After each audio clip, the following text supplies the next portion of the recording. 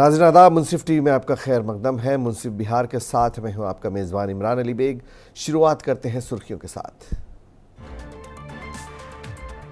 वज़ीर आला नीतीश कुमार ने पटना के जेपी पुल के तीसरे मरहले का किया इफ्तिताह। शहरियों के ट्रैफिक के मसले से बड़ी हद तक मिलेगी नजात। पूर्णिया के रोपोली असेंबली हलके में आज जिमनी चुनाव के तहत डाले गए वोट। कालाधर मंडल और बीमा भारती समेत दीगर उम्मीदवार हैं मैदान में। फुलवारी शरीफ के एक नौजवान मोहम्मद समीर का थाईलैंड के बैंकॉक में मुबैना तौर पर अगवा। अहल खाना ने मरकजी हुकूमत से लगाई मदद की गुहार। नाबालिग की इस्मत रेजी के इल्जामात का सामना कर रहे साबिक वजीर वृष पटेल की बढ़ती मुश्किलें। खुसूसी अदालत ने जारी किया गिरफ्तारी वारंट। बिहार के वज़ीर आला नीतीश कुमार ने आज अपने ड्रीम प्रोजेक्ट जेपी ब्रिज के तीसरे मरहले का इफ्तिताह किया। इस मौके पर नायब वज़ीर आला विजय सिन्हा, पटना साहब के रुकन पार्लियामेंट रविशंकर प्रसाद, बिहार असेंबली के स्पीकर नंद किशोर यादव भी मौजूद थे। जयप्रकाश गंगापात के तीसरे मरहले में आज से गाई घाट से कंगन घाट तक का सफ़र शुरू किया गया है, जिसके शुरू होने से ट्रैफिक का दबाव कम होगा। आपको बता दें कि जयप्रकाश गंगापात की तामीर अक्टूबर सन 2013 में शुरू हुई थी। दूसरा मरहला पीएमसीएच से गायघाट और तीसरा मरहला गायघाट से पटना शहर के कंगन घाट तक मुकम्मल होने के बाद गाड़ियां तेज़ी से दौड़ रही हैं। मरीन ड्राइव के नाम से मशहूर इस पुल की लंबाई 20.5 किलोमीटर है। इस पुल से पटना के किसी भी जगह जाया जा सकता है। सब सुनिए, ये बन जाएगा कितना अच्छा होगा। हम तो ही ना करें, नॉर्थ बिहार उसके रहने वाले लोगों को पटना आने के लिए या कहीं भी जाने के लिए कितना सुविधा होगी। इसी के लिए हम लोग बनवा रहे हैं, इसको हम लोग बनवा रहे हैं। तब तो था यहाँ तक, और वो बख्तियारपुर तक में बन रहा था बहुत पहले से। वहाँ तक बख्तियारपुर से 4 किलोमीटर आगे था, उसका नाम है करजान सर, बख्तियारपुर नहीं करजान नाम तो हम बराबर करते हैं, बख्तियारपुर मत रखिए। करजान के आगे है 4 मिनट आगे करजान है वहाँ तक, करजान से मुकम्मल तक जी हाँ सर, वहाँ से बना थे। वो सबसे पुराना है, राजेंद्र सेतु जब पर सबसे पहला बना। राजेंद्र सेतु ये बात था 62 की बात, 1962। हम चाहते हैं वहां तक जाने का, इधर हम लोग यहाँ तक बनवा दिए। शेरपुर सर, इसको कोइलवर तक ले जाए, सूरज तो इधर भी ले जाएंगे, तो सब जगह से सोच लीजिए। 7 रियासतों के 13 असेंबली हलकों में ज़िमनी इंतखाबात के लिए आज वोटिंग हुई। सुबह 7 बजे से राय दहिंदों ने अपने हक़ राय दही का इस्तेमाल किया। बिहार के रोपोली असेंबली हलके में इंतखाबी मुकाबला आरजेडी और जेडीयू के उम्मीदवारों के दरमियान है। दोनों पार्टियों ने गंगोटा बिरादरी के उम्मीदवार खड़े किए हैं। साबिक रुकन असेंबली बीमा भारती आरजेडी के उम्मीदवार हैं, जबकि जेडीयू ने कालाधर प्रसाद मंडल को अपना उम्मीदवार बनाया है। कालाधर प्रसाद मंडल ने हलके के बूथ नंबर 85 पहुंचकर अपने हक़ राय दही का इस्तेमाल किया। बीमा भारती ने भी एक पोलिंग मरकज़ पर अपने वोट का इस्तेमाल किया।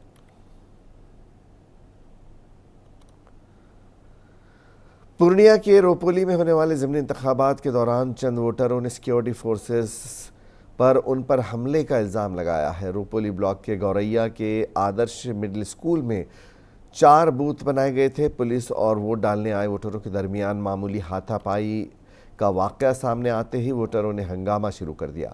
इत्तला मिलते ही आज़ाद उम्मीदवार शंकर सिंह और उनकी अहलिया ने पोलिंग मरकज़ पहुंचकर एहतजाज किया। वोटरों ने इल्ज़ाम लगाया कि वोट डालने के दौरान सिक्योरिटी फोर्सेस ने उन पर गैर ज़रूरी तौर पर लाठीचार्ज किया। बाद में पुलिस ने हालात को पुरसुकून किया और पोलिंग दोबारा हुई। जिसका पक्ष जाना चाहता है वो उसका मर्जी। इनका कहना है कि बल प्रयोग करके रोका जा रहा है। हम रोकने वाले कोई नहीं होते।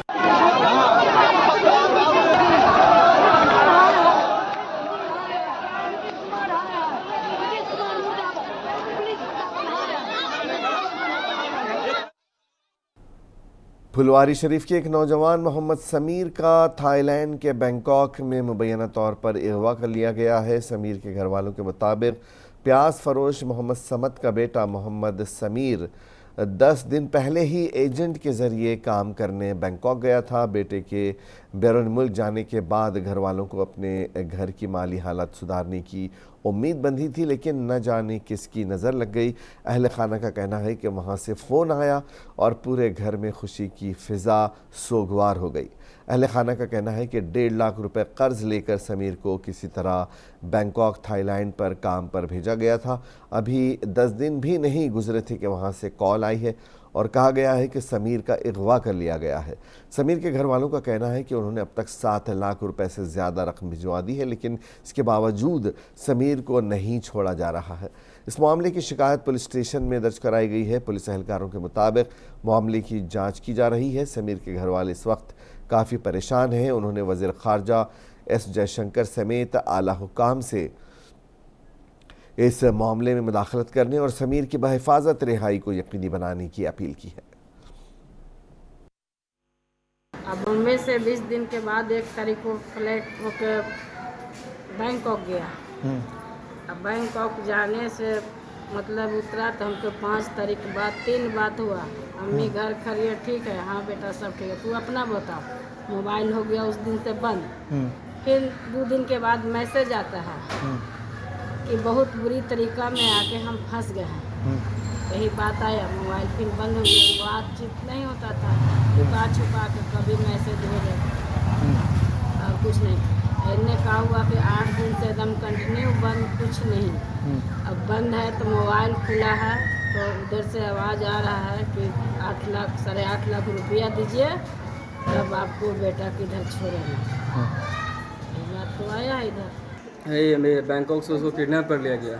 वहाँ ज़बरदस्ती उसको उठा करके ले जाया गया म्यांमार में। वहाँ म्यांमार में ले जा करके बुरी तरीके से बहुत मारपीट रहा है, बहुत ज़्यादा टॉर्चर कर रहा है उसको।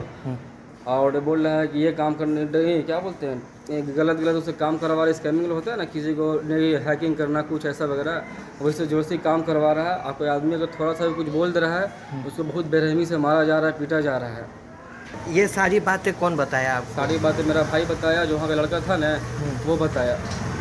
आर्यन अली नाम के एक युवक यहाँ लाल मियाँ के दरगाह के रहने वाले थे, जो दिल्ली में रह के काम कर रहे थे और दिल्ली से ही उनको किसी एजेंट के द्वारा काम करने के लिए बैंकॉक गए थे।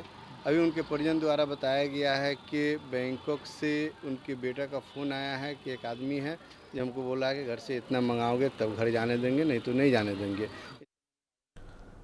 आबी वसाइल और पार्लिमानी उमूर के वज़ीर विजय कुमार चौधरी ने नालंदा ज़िले में महकमे समाजी बहबूद के तहत स्पॉन्सरशिप स्कीम के तहत बच्चों में सर्टिफिकेट तकसीम किए और रेवेन्यू लैंड रिफॉर्म्स के तहत शनाख्त किए गए मुस्तहक़ीन में सेटलमेंट सर्टिफिकेट तकसीम किए। इस मौके पर ADM मंजीत कुमार ने कहा कि हुकूमत गरीबों और महरूमों की बेहतरी के लिए पुरआज़्म है। उन्होंने कहा कि अभियान बसेरा 2 स्कीम के तहत शनाख्त किए गए 2734 बेज़मीन ख़ानदानों में सेटलमेंट सर्टिफिकेट तकसीम किए गए हैं। उन्होंने कहा कि बकिया ख़ानदानों को भी जल्द ही सर्टिफिकेट दिए जाएंगे। महकमे समाजी बहबूद की स्पॉन्सरशिप स्कीम के तहत जिन 64 बच्चों के वालिदैन फौत हो चुके हैं उन्हें 3 साल के लिए 4000 रुपये माहाना दिए जाएंगे। उन्होंने कहा कि इस स्कीम से गरीब बच्चों को उनकी तालीम और दीगर ज़रूरियात पूरी करने में मदद मिलेगी।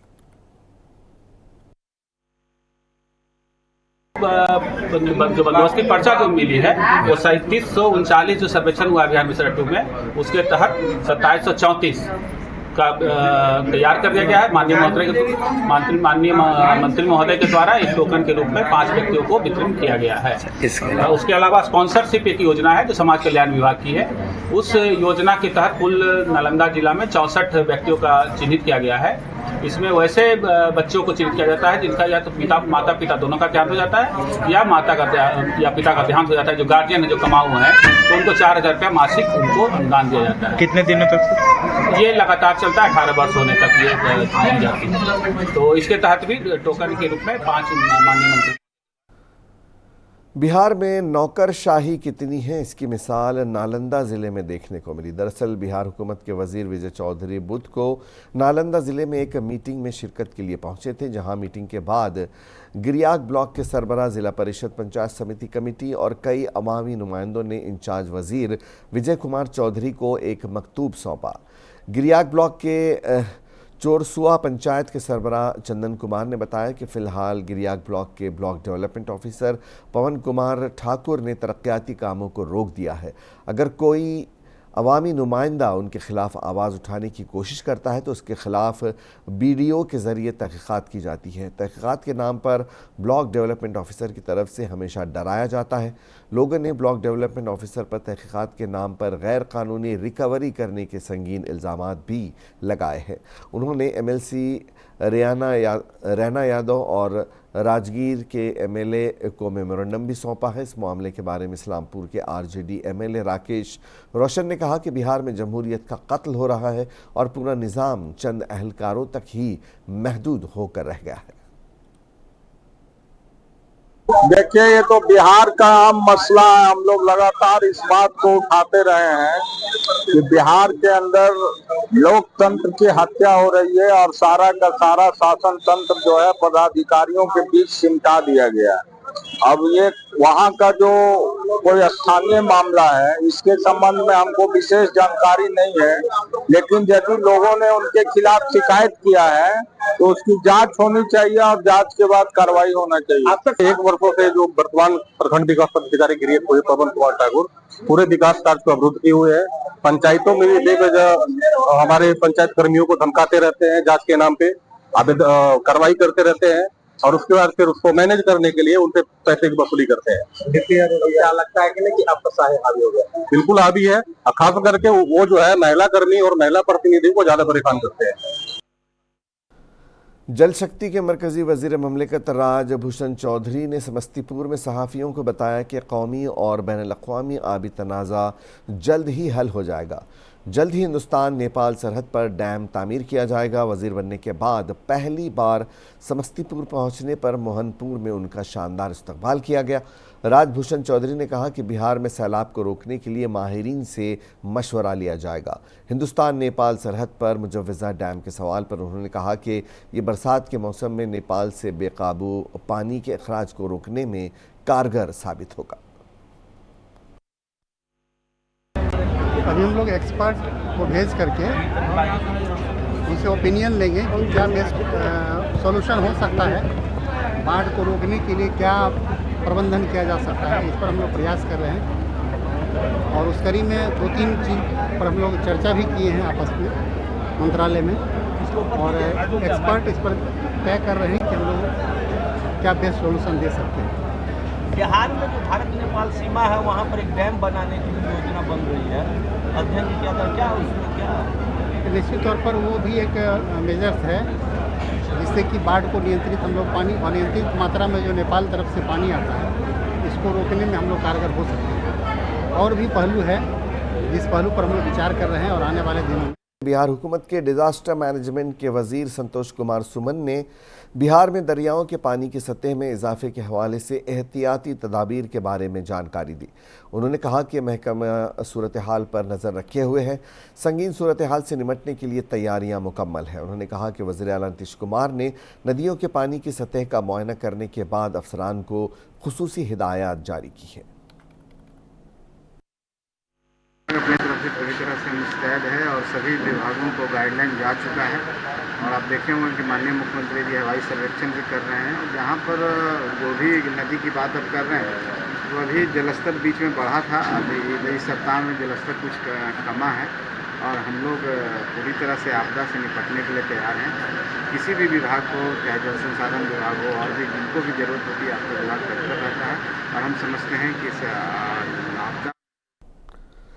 तीसरी बार बिहार कानून साज काउंसिल के एग्जीक्यूटिव चेयरमैन बनने के बाद अवधेश नारायण सिंह का उनके अपने आबाई ज़िले में इस्तकबाल किया गया। नारायण सिंह आज एक तकरीब में शिरकत के लिए अपने ज़िला गए थे। इस दौरान उन्होंने ज़िले के एक गेस्ट हाउस में क़याम किया।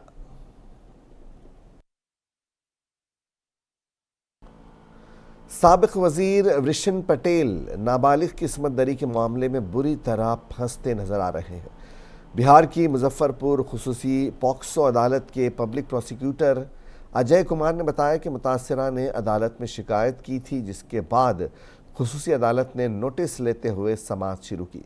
समाअत के दौरान साबिक वज़ीर वृषण पटेल 6 जुलाई को अदालत में हाजिर नहीं हुए थे, इसलिए उनके खिलाफ काबिले ज़मानत वारंट जारी करके 31 अगस्त को अदालत में पेश होने का हुक्म दिया गया है। साबिक वज़ीर पर नौकरी दिलाने के नाम पर नाबालिग लड़की की इस्मत रेजी करने का संगीन इल्जाम है। इसमें जो पिटिशनर हैं उनको बहला फुसला करके उनके साथ अप्राकृतिक यौनाचार भी किया गया और उसको ब्लैकमेल भी किया गया, जिसका कि वीडियो फुटेज बना करके और बार बार एक बार नहीं घटना का बार बार डिप्टेशन किया गया। और वो लड़की बुरी तरह नाबालिग लड़की है और बुरी तरह फंस चुकी थी, जिससे न वो निकल सकती थी और ना ही इसका विरोध कर सकती थी, क्योंकि अभियुक्त काफी दबंग राजनीतिक लोग और ऊंची पहुंच के लोग हैं, तो उनका विरोध करना साधारण परिवार की लड़की, मध्यम वर्गीय परिवार की लड़की के लिए काफी कठिन हो रहा था। तो वो लड़की किसी तरह अपना वीडियो फुटेज उपलब्ध करा के हम लोगों के पास आके मिली और वीडियो फुटेज दिखलाई, जिसके बाद उसके घर पे मारपीट तोड़फोड़ भी किया गया और उसको प्रताड़ित काफी तरीके से किया गया कि किसी तरह भी वो मुकदमा दर्ज नहीं करे। यहाँ तक कि थाना भी गई, यहाँ की थाना में भी उसका केस नहीं दर्ज किया गया। उसके बाद वो न्यायालय के शरण में आई और पॉक्सो 2 के कोर्ट में उसने कंप्लेंट केस फाइल किया। कंप्लेंट केस फाइल हुआ था और कंप्लेनेंट की तरफ से विक्टिम का ऐसे हुआ था और अन्य गवाहों की गवाही करा के उसको क्लोज किया गया था। उसके बाद कोर्ट के द्वारा उसमें पाया गया और एक्यूज्ड बिरसिन पटेल पर समन किया गया और समन पर उपस्थित नहीं हुए तो प्रोसेस आगे बढ़ा है। वही है अभी बेलेबल वारंट का प्रेयर। मामला क्या था सर? वो 376 और 6 पॉक्सो एक्ट का मामला है ये। उसके साथ रेप करने की बात आई है। मामला सत्य पाया जाता है तो क्या सजा मिलेगी, मिल सकती है? मामला ट्रायल चलने के बाद अगर गवाहों की गवाही होगी तो उसमें 6 पॉक्सो एक्ट में मिनिमम पनिशमेंट 20 ईयर्स है और उससे ज़्यादा भी हो सकता है। क्या परिचय हुआ सर? हमें इस court special court POCSO court number 2 के स्पेशल पब्लिक प्रोसिक्यूटर 13 जुलाई को मुनक्किद होने वाली आइंदा कौमी लोक अदालत के बारे में आम लोगों में वसी पैमाने पर तशहीर करने के लिए बेदारी गाड़ी को झंडी दिखाकर रवाना किया गया। डिस्ट्रिक्ट लीगल सर्विसेज अथॉरिटी के सेक्रेटरी गौतम कुमार ने बताया कि बैंकों बशमूल Punjab national bank, south Bihar Gramin bank, state bank of India और दीगर की मदद से मुख्तलिफ गाड़ियों के जरिए एक बेदारी रथ निकाली गई। उन्होंने लोगों से इस्तिफादा करने की अपील की है। जुलाई को वर्ष का द्वितीय राष्ट्रीय लोक अदालत का आयोजन हो रहा है। इसमें पक्षकारों से ये अपेक्षा है कि वो अधिक से अधिक संख्या में आके सिविल कोर्ट में अपने वादों का निस्तारण करें ताकि बार बार कोर्ट आने का चक्कर से उनको मुक्ति मिल सके।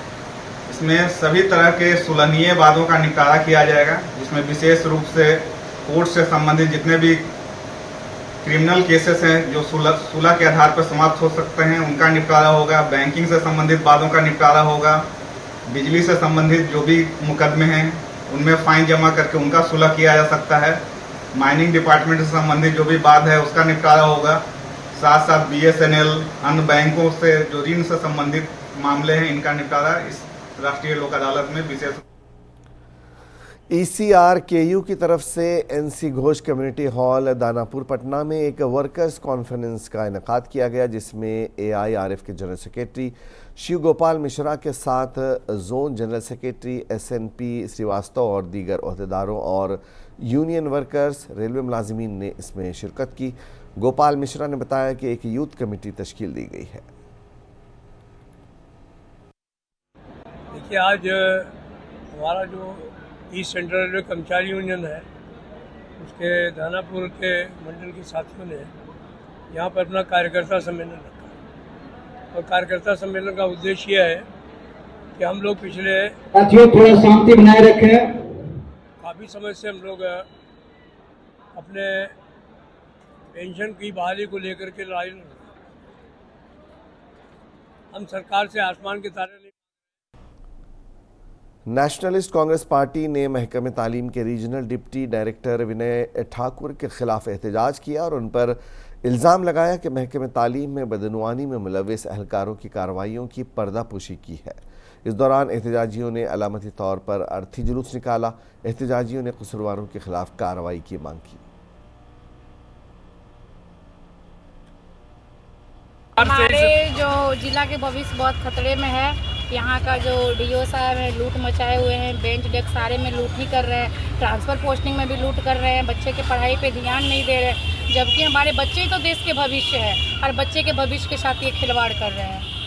नालंदा जिला के शिक्षा विभाग के पदाधिकारी हैं, उसके बाद आरडीडी के संरक्षक हैं ठाकुर जी, विनय ठाकुर, और कई लोग लिपि के लोग हैं।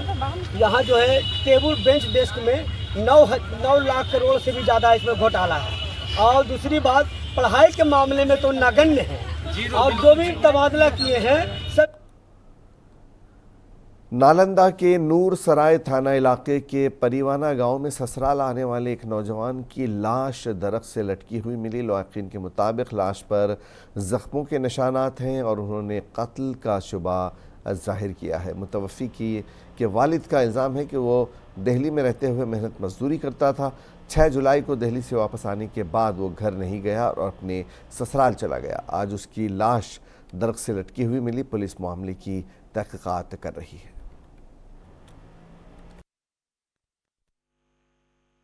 काल को ना दूसरा कोई की जो बाठा पर गए कमाई लगी, जो पैसा मंगल को है, जो पैसा दे देता है बल दूसरा को बल जान मार दे वो नता है।